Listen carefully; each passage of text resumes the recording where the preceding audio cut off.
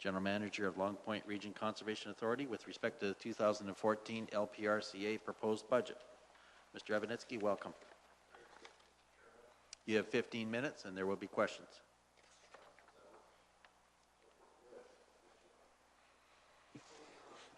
Great, thank you, Charlie.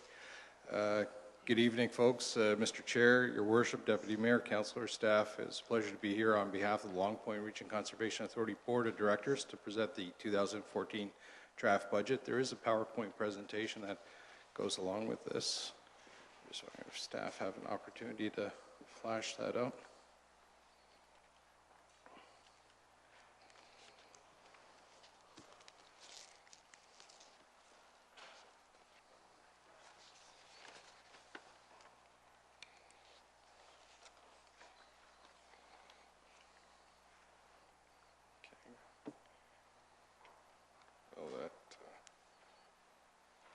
Sorry, I just need to see the advance button on there, Chris.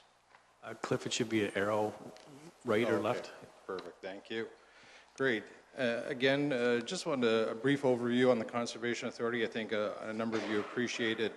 Long Point is one of the larger geographical sized CAs amongst Ontario's 36 conservation authorities, covering an area of 2,800 square kilometers. Which include, if you stretched out all the water courses in the watershed, 3,700 kilometers of water course, as well as 200 kilometers of Lake Erie shoreline. This is just a map of the watershed to give you some perspective as how it relates to our municipal partners. You can see in the middle, Norfolk County there, 95% of it fits into our watershed. We also serve parts of 4 other counties, Haldimand in the east, Brant and Oxford in the north, and Elgin towards the west. And as part of that, we also serve 5 lower tier municipalities. There are 10 representatives on our board, all elected, 4 from Norfolk, of course, 2 from Haldimand, 2 shared amongst the lower tiers in Oxford, as well as 1 between Norwich and Brant, and 1 between Malahide and Bayham. For our municipal partners, we provide a wide range of services to them and their 102,000 constituents that are in our watershed, including communications and education.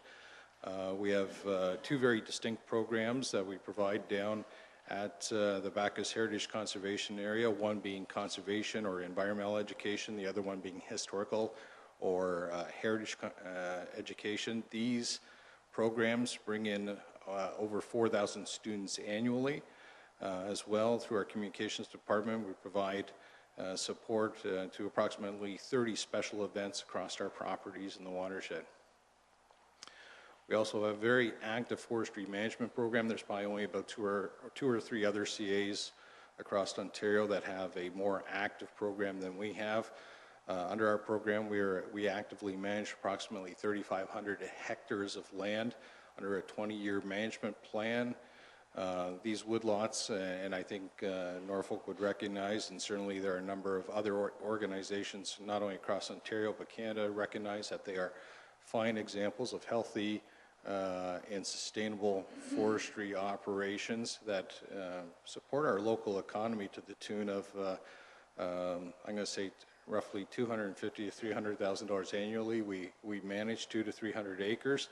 And in the watershed, I've seen through various sources that our forestry program supports 2,500 direct jobs within this watershed. That doesn't count spinoffs. Just to give you some perspective as to where those properties are, the green properties, as you can see, are located throughout the watershed. Obviously, about 75% of our forestry properties are located within Norfolk County. The red properties you'll see on that map are 5 revenue-generating conservation areas. Our parks, and you can appreciate 4 of them, 80% of them are here in Norfolk, Deer Creek, Waterford North, Norfolk, and Bacchus. Attract approximately 280,000 visitors to the watershed annually. And despite the weather this year, those numbers continue to hold up. We actually had 286,000 this year.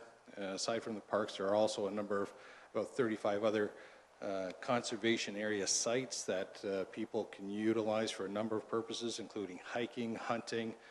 We've just developed an MOU with the Turkey Point Mountain Club, or Mountain Bike Club this year, and a number of other groups. We also provide watershed services, and under watershed services, really three main areas: healthy watersheds, flood forecasting and warning services, as well as our planning and regulatory services. The healthy watershed services is sort of our warm fuzzy area that is really designed to provide good habitat and improved water quality through a number of projects throughout the area. And of course, obviously, tree planting comes under that. We have a pretty aggressive tree planting program, planting typically 100,000 trees annually with a number of local groups. We also do, under this area, a number of special projects: habitat restoration, restoring wetlands, riparian buffers, sub-watershed plans, and again, you can see a lot of that is right in the heart of our watershed.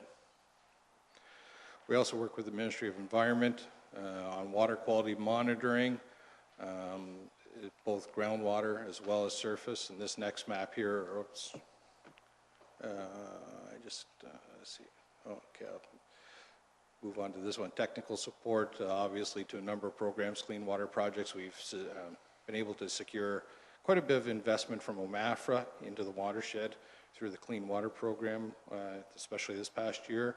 Obviously, working with the ALICE program the past decade, and seeing that expand successfully beyond the Norfolk pilot project to 4 sites across Ontario, plus another 4 across Canada. Obviously, working with stewardship councils as well as a number of other groups. Source water protection, very strong relationship, obviously, with the municipal partners in our watershed, helping to identify threats to their municipal drinking water programs and coming up with plans to remediate those threats. I can tell you right now, the Long Point Region Plan is before the Ministry of Environment for comment. We're also flood forecasting and warning services. We're out there checking weather charts every day, measuring snow and other gauges to be able to predict any flood occurrences within our watershed. We work very closely with our municipal partners, their road departments, in case of a need to forecast and alert of any events coming their way. Planning and regulatory services, this one is huge for us. In May 2006, Ontario Regulation 17806, which deals with regulation of development, interference with wetlands, and alterations to shorelines and watercourses, came into effect. And I can tell you that that has increased our work in planning tenfold in that period. Obviously, you can see it's huge for us because we're being provincially mandated to protect loss of life and destruction of property from flooding and erosion. In order to provide all those services, we go to a number of revenue areas to secure that funding. You can see from this particular pie chart, a lot of it, 48% of our money is self-generated. We have community support. That's typically money that we receive from groups like OPG, Ducks Unlimited, etc. We use a contribution from our reserves to balance the books every year. Municipal levy in the draft budget this year, we're looking at 4%, while on operating 29%. Provincial grants, you can see are minimal, and I'm sure Jim can attest to this. Probably in the heyday, we were getting about 44% of our funding from the province, and as you can see there, federal grants are almost non-existent.